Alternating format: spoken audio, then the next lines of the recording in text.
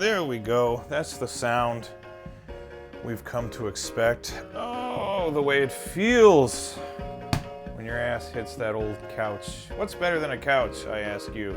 Not a lot. Hey everybody, welcome back for more games. Jim here. How you doing? Hope you're having a great day. It was a little murky outside today, a little rainy once again. Isn't it amazing how that keeps happening? It's almost like I filmed these all in a single day, but that couldn't possibly be, right? So anyway, sitting inside, enjoying my day with a lot of video games, sipping some coffee, and hey, why not? You can sit here with me and we'll talk about some of these games. Got some PC Engine games today. I know everybody loves some good PC Engine games. I do too. One of my favorite consoles ever to collect and play games for. So I got half a dozen. I've got 3 HuCard games and 3 CD games. So we're going to take a look at all of them and we're going to have a good time talking about some more games. So let's do it. But first things first, the coffee insists upon being drunk. And I do, as the coffee wheels. All right, good old PC Engine games, very nice. I usually, don't get too many requests by people to pick up PC Engine games. I think it's just the console, maybe not a lot of people have in their collections. But once you do have a PC Engine, well then you just strap yourself in, because you are in for this giant library of awesome games that you're gonna have a lot of fun with. Today's game up first. A classic title by Namco, suitably spooky title. This is Yokai Dochuki. And Yokai Dochuki, I could swear that this has some sort of, like there was like an English title, like it was called like Shadowland or something. Maybe like an arcade version was released or something like that. This kind of a dark premise for a game. So you play as a little boy, I think his name is Tado or Shintado or something like that. But he's a little boy and he descends into the depths of hell. So presumably you're playing as the spirit of a dead child as he makes his way through the various levels of hell in an effort to meet the king of hell, Enma, and then have his sins judged and hopefully go to heaven. In fact, if you get the best ending in this game, you get to go to heaven. And you'll be like in a hot spring with like naked women. So that's pretty cool. But basically this game, pretty straightforward platformer.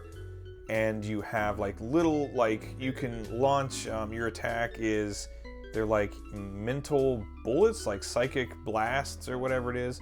So you can shoot those in rapid succession or power up for a power shot. Lots of different kinds of enemies, ghouls and ghosts and specters and weird frog things and all kinds of stuff. Lots of monsters. As you kill stuff, they drop money that you can later spend at like little shops. So you can go and buy little power-ups and things for yourself, and you can also gamble. There are little sections where you can play a dice game, and if you win, you get more money, and then that's great because you're going to want to spend that money on maybe something to increase the range and power of your attack or give you some additional health. Various things like that. But essentially, you go through the game. When you get to a boss battle, it's usually like a big Oni, like one of those big demons with a club. You pray at a shrine, and then your, I guess, ghostly friend comes out, and then you fire off. I don't know what the hell you're shooting. I guess you're shooting some sort of spiritual energy at the demon, and then you kill him. You move on to the next level, and I think it has to do with the amount of money you collect. Honestly, that kind of decides what kind of ending you're gonna get. So if you performed well, you collected lots of money, you didn't have to spend it all on power-ups, and you could finish the game without, dying, getting the game over, which is kind of a tall order, because this is also, not the most difficult game in the world, but challenging enough, especially when you first start playing it. You're gonna have to learn how to be patient, learn some enemy patterns and things like that. But you get to the end of the game, you're judged by the King of Hell himself, and then hopefully you go up to that big hot spring in the sky with the naked ladies, and that's all well and good. But yeah, Yokai Dochuki, one of the more common PC Engine games you'll come across if you're doing some game hunting here in Japan. And so it's a very affordable game, and it's pretty cool too. It's not particularly long. Like once you know what you're doing, you can get through the game, I don't know, like a half hour, 45 minutes. Not a long game at all, but still pretty fun, kind of an interesting, weird premise, very quirky, very Japanese, if you will. And doesn't cost an arm and a leg, so that's good too. So great game, and it's going to be a good one to pick up if you're starting a PC Engine collection, because it's a lot of fun. Yokai Dochuki by Namco. Namco made a lot of great stuff for the PC Engine. I've picked up a ton of their games over the years. This one, though, by Irem. Irem, another company that released a lot of stuff on the PC Engine, including like R-Type, and I think also like Vigilantes, some racing games, other shoot-em-ups, all kinds of stuff by Irem on there. This one, though, really fun game, sort of a shoot-em-up, but with some other interesting quirks about it. This is Mr. Heli no Daiboken. I think most people just know it as Mr. Heli. So what is this? So you're Mr. Heli, you're a little... I guess that I haven't really ever looked into it. I played this game all these years, and I guess Mr. Heli is alive, unless there's a guy inside Mr. Heli piloting it. We'll just assume Mr. Heli is he's a helicopter robot guy. Anyway, you sort of float around stages, shooting enemies, and you have missiles and things like that. But you can shoot away little blocks, collect crystals that give you money, and then you can go to, again, little item shops and spend those crystals on items to upgrade Mr. Heli. And it's pretty cool because it's not a side-scrolling shooter or vertically scrolling shooter. You kind of just navigate, move all around the stages. So it's kind of like a free-flying, sort of exploratory stage-by-stage shoot-em-up. So that's really fun. And Mr. Heli has feet. He has little feet, so you can land on the ground and walk around and drop little bombs and blow stuff up and kill enemies that way. So yeah, you got your main shot, which can be powered up over time. You've got your missiles, which fire out overhead, and you can get like homing missiles and stuff, and that's cool.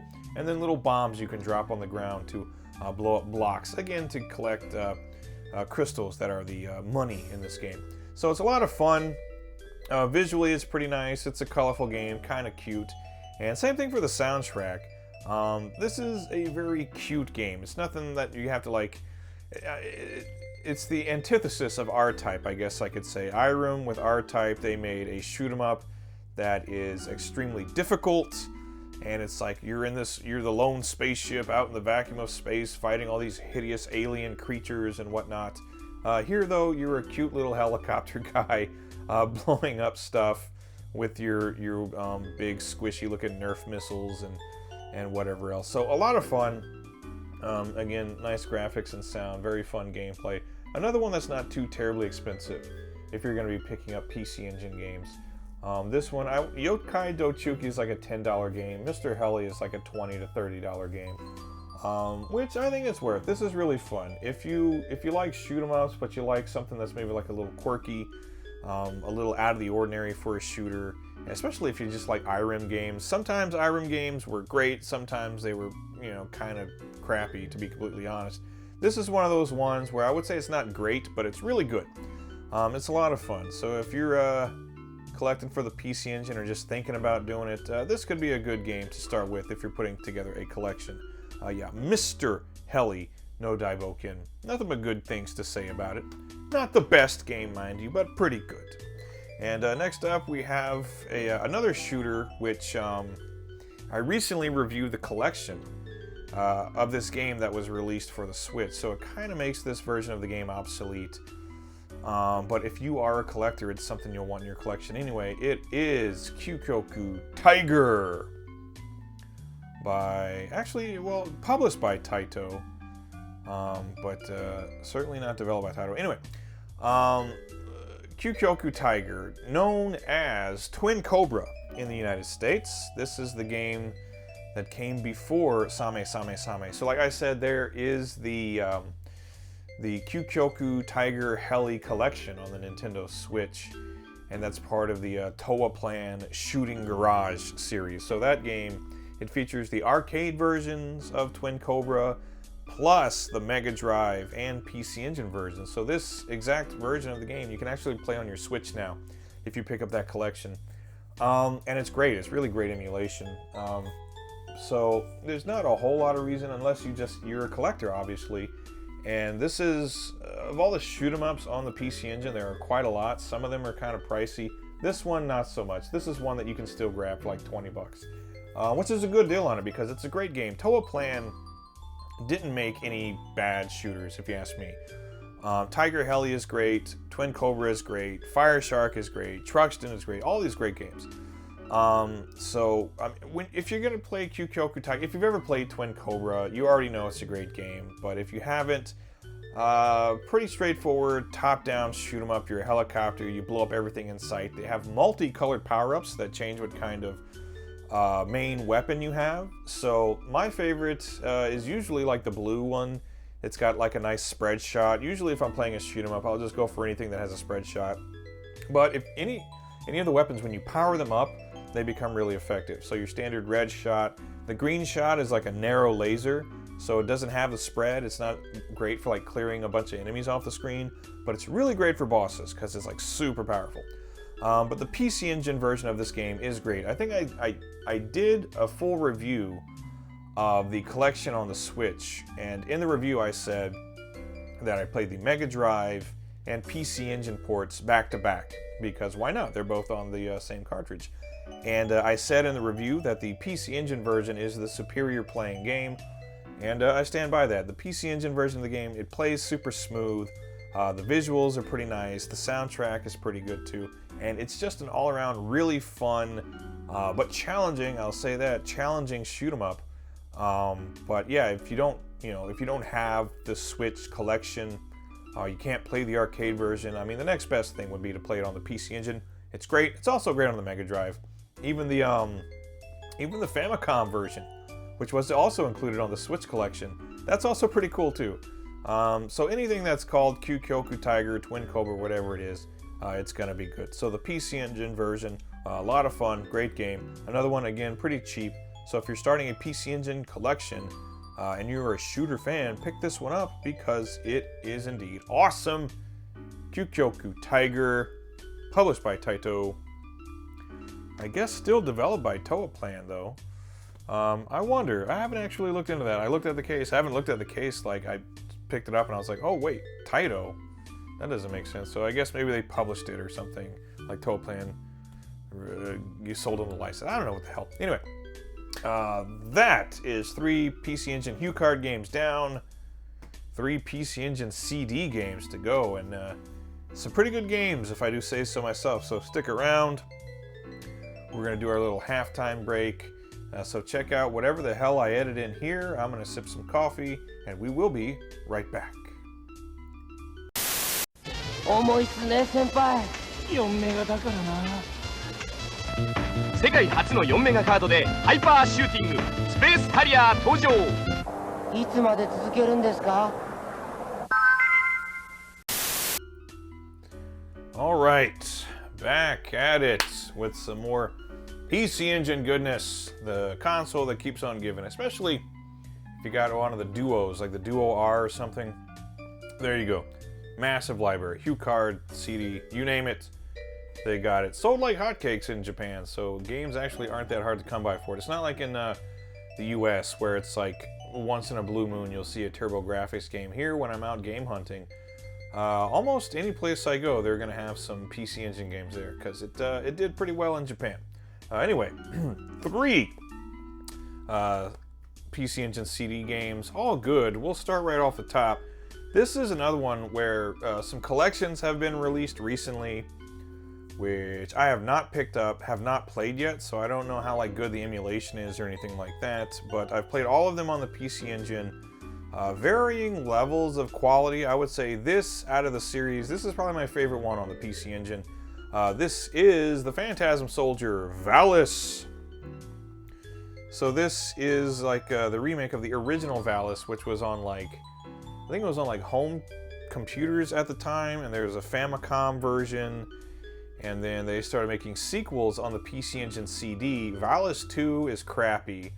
Valis 3 is pretty good, and Valis 4 is pretty good, but then, ultimately, they released this. So after 2, 3, and 4, they released a remake of the original Valis, where you're once again You're playing as Yuko. Starts out in her school uniform. You get the Valis sword.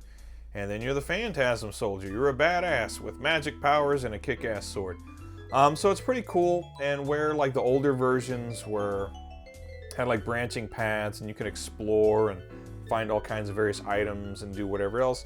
This one, straightforward action platformer. You can pick up all kinds of different power-ups that change the power of your sword. So you can have straightforward fireballs, or you can have a homing shot, or you can have this like laser shot. So that's pretty cool. You can do like a slide attack, and I can't remember in this game if you can do like a double jump or not. I don't think so. In one of the other games, the other characters can do double jumps, but I guess not Yuko. But you can still do your slide attack. And this one I think it's definitely my favorite one on the PC Engine because I just feel, like none of these games have like outstanding gameplay. Like I said, I think Valis 2 has terrible gameplay. 3 and 4 have passable, like pretty good gameplay. And then this one I think is the best of all. Like it controls the best, the tightest controls. The difficulty I think is like just right in this game. It's not balls hard, mind you, but it is a little bit of a challenge. You're not just gonna like breeze through it. And like any game in the series on the PC Engine, you get those cutscenes, which at the time must have been extremely impressive. Even today, though, as a fan of retro anime from 80s and 90s, even still today, when I play these old PC Engine CD games, and they've got their cutscenes and their voiceovers and stuff like that, I still find it to be pretty cool. Like, I like what they did with that technology for what is technically an 8-bit system. Well, if you got enough memory, you can put all kinds of stuff in there, which is what they did with the CD. So even though, yeah, technically it's an 8-bit, I think an 8-bit processor or with a 16-bit graphics processor or something like that, they use that limited amount of power and the huge storage of a CD, and they made those cool cutscenes, and the soundtrack is really good too. Valis music is, at least Valis music is usually good, even if I don't like 2, or I think 3 and 4 are kind of just okay. The music is good. Everything is like very clear audio. You got all your voiceovers and stuff, which if you can't speak Japanese, you wouldn't care. And if you ever played like the English versions of these games and you heard some of the English voiceovers in them, you probably never wanted to play those games again because they're pretty damn terrible. Except for, no, never mind. I'm thinking of the East games. East 1 and 2, I think, actually had decent voiceovers. But not the Valis games, not by a long shot. But all that aside, this is a pretty solid playing game. It's fun. There are, monsters to kill, power-ups to get, boss battles, cool cutscenes, nice graphics, nice sound. Again, out of all the PC Engine Valis games, this one's my favorite. Still need to play those Nintendo Switch ports. Haven't gotten around to it yet, but I have played all of the PC Engine ports, all of the Mega Drive ports, and I've played the Famicom version of the original Valis too, which is kind of an interesting game. Not a great game, mind you, but pretty interesting. But yeah, I would say if you were going to get any one of the Valis games for the PC Engine CD, I'd say pick up this one, the first game, Legend of the Phantasm Soldier. It is the best of these games, in my opinion. It is Valis! And this series has a huge following. Despite the fact that even like the best game in the series is just like, it's a pretty good game. It's not great. I wouldn't put it on the level of like it never touches like being like a Castlevania or a Mega Man or anything. But hey, what can you do? Next up, we got a game here published by Hudson Soft, but it's a Falcom game. I think actually both of these are Falcom games.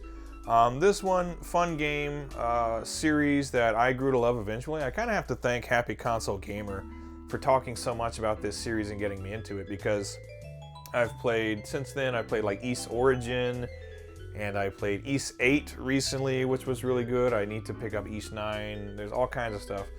But this one was a good one. One of the first ones I played. It is Ys 3, which there are multiple ports of Ys 3. I've played this one. I believe I've played the Mega Drive one, and there's even one on the... Is there one on the Famicom? I think so. I don't know. They come in and out so much. It's hard to remember sometimes. Ys 3, though. This is a fun game. Side-scrolling, action, semi-platformer, action RPG. It's a short game, mind you. It doesn't take very long to get through, which is a big difference between this and the next game I'll talk about. So it doesn't take a long time to get through. It's pretty simple. You go into these like caves and other various regions that kind of branch out from this like central town where you can go and buy various upgrades for your weapons and armor and health and all that stuff. And you level up as well, which will increase your health. And the thing is, when you're in a battle area where you're fighting monsters and stuff, your health does not regenerate automatically as it does in, say, like Ys 1 and 2, for example. But if you leave and just wait a little while, you'll get your health back. But you can bring health upgrade items and stuff with you.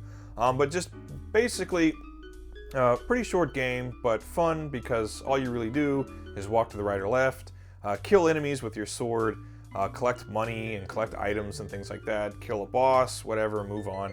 And this is another one where the cutscenes, all that stuff is cool, like the intro, the little cutscenes in the middle of the game. The soundtrack is really good.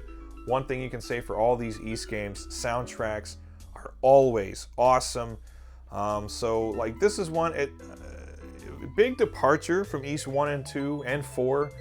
Because Ys 1 and 2, they have that top-down action RPG style, and then 4 goes right back to it. 5, different story. 5 is more of like a Zelda clone.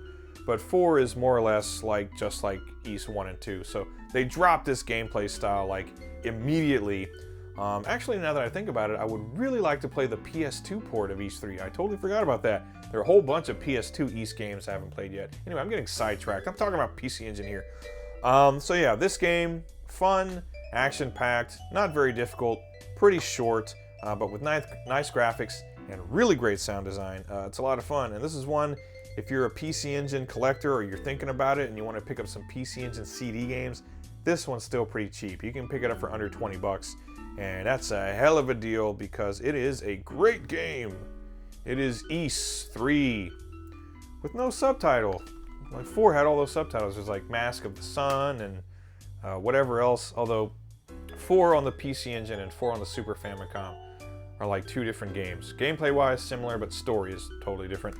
Last game, another one by Falcom. It's another kind of like action RPG, but a way longer game. This is Popful Mail. And Popful Mail, the thing with this game is there are multiple versions of it. So there's the Sega CD version, there's the Super Famicom version. Those are all great too. The first one I played is the PC Engine version, and I really like it a lot. Like, the other versions have much bigger character sprites. You could say they have much nicer graphics. I like the little chibi characters in here. They're really adorable. They kind of remind me of kind of like the character sprites in like Final Fantasy II or something. They're chibi and they're pretty adorable. You have a few different characters to play as. If you've never played Popful Mail, essentially it's another kind of like action platformer, sort of action RPG kind of game, where you can buy all kinds of like weapon and armor upgrades and potions and other items that you get with money that you collect when you're killing monsters and exploring and doing stuff like that. But it plays much more just like a straightforward action platformer. If you're playing as Mail, you can slash enemies with your sword. You can jump on the heads of your enemies actually, which is fun. She has her magician friend Tato, and he can shoot fireballs. I think he's like the most useful character because he can also shoot overhead and everything. And then you've got Gao, which is like a little winged, furry creature thing that can spit fireballs and claw his enemies to death. So that's great. But it's just a straight up fun game. You got your 3 playable characters. You explore all these like dungeons and all kinds of other stuff, evil fortresses. You kill monsters. You do it with these adorable little characters. And then you do what you do in an RPG. You collect loot and items and all kinds of stuff to make yourself even more badass than you were before. And then you go kill more monsters and you kill a bunch of bosses and everything. And it's fun, and the graphics are great. This is another one where they have that really great anime art style that I really like. There's something kind of unique, like anime from like the late 80s, early 90s. Just has like a different look and aesthetic to it than modern anime does, which is even though living in Japan as long as I haven't watched anime in a very long time. You know, it's aesthetics, I guess. But great character designs. I like the cut scenes. The music, the soundtrack, everything is really good. The voice acting is adorable as well. You can play the Sega CD version and get an English, game, but this one strictly released only in Japan. But it's awesome. Again, a lot of fun, great graphics, awesome soundtrack, and one that is getting up there in price, I guess, these days. If you want to pick this one up for your collection, it's going to be up there. It's not like one of the most expensive games on the console, but maybe in the neighborhood of like 50 or 60 bucks. You'll be asked for this because it's not the most common game on the console, but it's Falcom, so you know it's good, and you can play this game. Apparently, you can use it with the arcade card to get even more, I guess, even like better graphics and stuff. I've never played this with an arcade card or anything. I've only played it on my Duo R because it also works with a Super CD-ROM too. But for a little boost, you can play with an arcade card apparently, which again I've still never done. Anyway, between this, I've actually never played the Sega CD version, but I have played the Super Famicom version. Super Famicom version is really fun too. There's just something about this one that really does it for me. Maybe it's because this is the first one I played and just had like a ton of fun with it. So even though, I played it like the first time like 10 years ago maybe, so there's sort of a mild nostalgia for it, even though it's, it wasn't that long ago. But Popful Mail, if you're gonna pick up some PC Engine games, you want to collect for the PC Engine CD, this is going to be one of the ones you want, because even though it's all in Japanese, it's still a pretty straightforward game. I mean, it's an action platformer, so as long as you don't mind a little trial and error and exploration and stuff, you'll get through it just fine. But it is a great game. I like it a lot, and I recommend it to anyone with a PC Engine collection. It is Popful Mail with all of its great artwork. And what is the little title here? Magical Fantasy Adventure Popful Mail. That's the full title. Kind of reminds me of like one of the Cotton games where it's like Magical Night Dreams Cotton, Superlative Night Dreams, and all that kind of stuff. So there you go. 6 PC Engine games. A lot of fun to be had. That's the best thing about having a YouTube channel dedicated to video games. is you get to play video games. At least if you like playing video games. I suppose if I hated video games, this would be like some sort of living hell I've crafted for myself. But as it turns out, I really like video games, so it's pretty nice.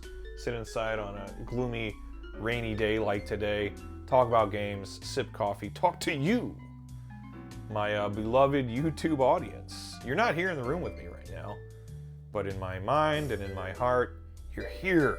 You're in this room. Doesn't that make you feel better? Anyway, I digress, as I am wont to do. PC Engine games. Do you have a PC Engine collection? And if so, what are some of the games on your wish list? Or have you played these? What do you think of them? Or maybe even the Switch versions. If you've played any of the Valis games on the Switch, let me know down in the comments. How do they play? I'd like to know. I might pick those up at some point in the future. It'll be awfully convenient. You know, don't have to pop each one individually into my PC Engine. I can just play them all right off of my Switch, which is what I'm usually playing these days anyway. So yeah, thanks everybody for watching. Hope you enjoyed listening to me ramble on endlessly about these PC Engine games. And until next time, take care, everybody, and I'll see you on the next More Games. Goodbye.